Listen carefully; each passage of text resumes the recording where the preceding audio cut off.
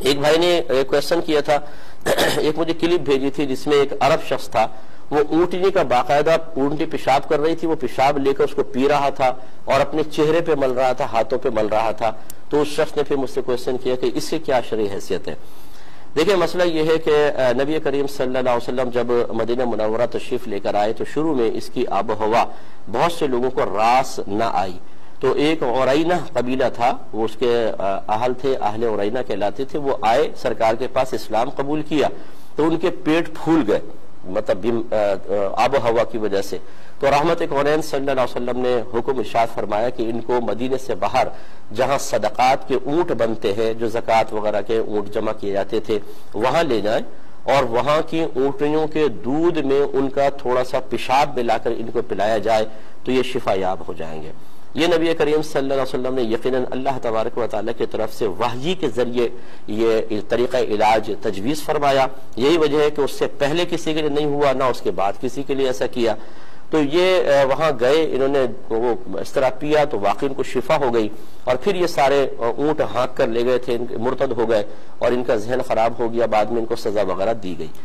اس کو بنیاد بنا کے بعد ایسا کہتے ہیں، اس پہ میں کلام کرتا ہوں لیکن ایک مختصر سے بریک کے بعد.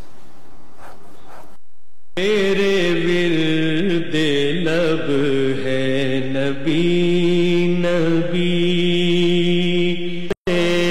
حبیب ہے.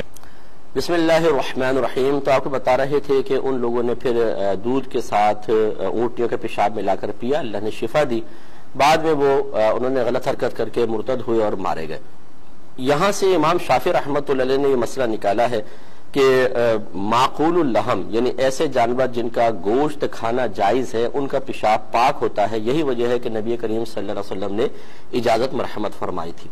ہمارے امام اعظم ابو حنیفہ رضی اللہ تعالیٰ عنہ اس پیشاب کو حرام ہی کہتے ہیں، سختی سے منع فرماتے ہیں. آپ کہتے ہیں کہ استنزہوا من البول فإن عامة عذاب القبر منہ، یہ سرکار کا فرمان ہے کہ پیشاب کی چھینٹوں سے بچو کیونکہ اکثر عذاب قبر پیشاب کی چھینٹوں کی وجہ سے ہوتا ہے.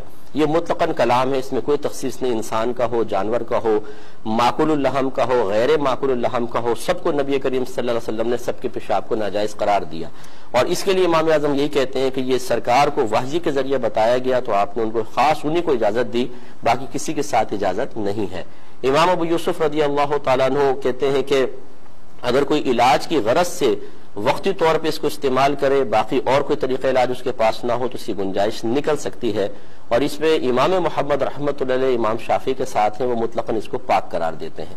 تو بس جس عرب کا وہ بھیجا تو وہ اصل میں بیماری کے لیے اگر ایسا ہو کہ کوئی اس کے پیشاب کو استعمال کرے تو شرعاً جائز ہے، یا پھر وہ ان لوگوں میں سے ہوں گے جو مطلقاً پیشاب کو پاک کہتے ہیں تو وہ کہتے ہیں اٹھنے کا پیشاب بالکل پاک ہے، لیکن پھر بھی یہ نظافت کے خلاف ہے کہ آپ اس کو لے کے منہ پہ ملیں اور اس کو پئیں اس طریقے سے جیسے پانی پیتے ہیں.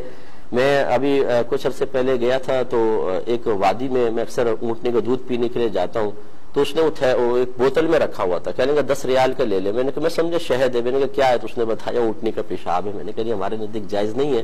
تو وہاں باقاعدہ اس طرح دیتے ہیں اس کو پیشاب میں، اونٹ میں اس میں ملا کے دودھ میں، کہتے ہیں شفا ہوگی لے.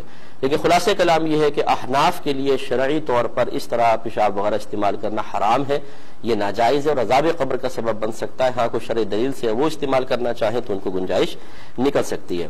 یہ بہن نے